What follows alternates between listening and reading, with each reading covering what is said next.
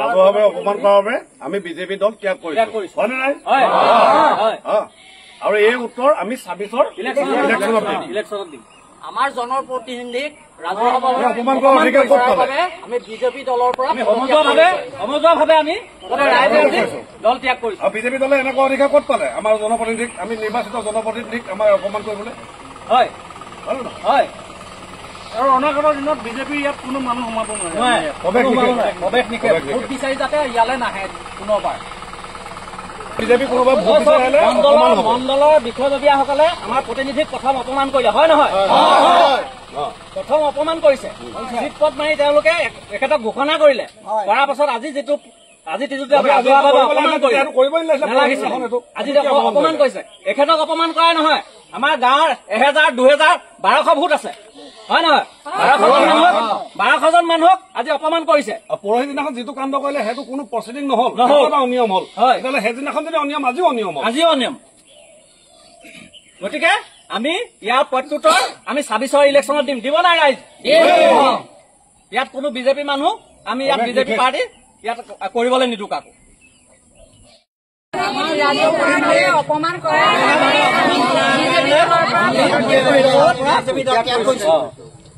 আৰু ইয়াৰ প্ৰত্যুত্তৰ আমি ইলেকশ্যনৰ ২৬ৰ ইলেকশ্যনত দিম দেখা যাব জনে কৈ দিয়কচোন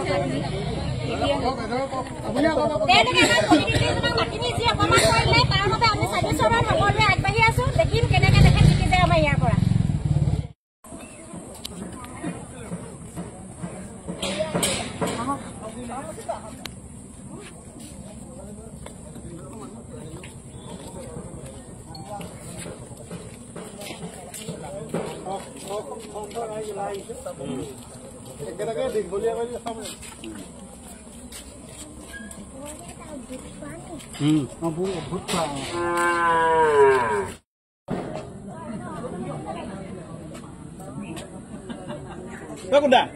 নামঘৰ চলাব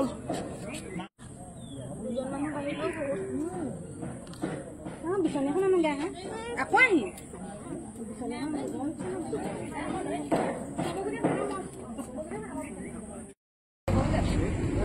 অকমান দেখুৱাই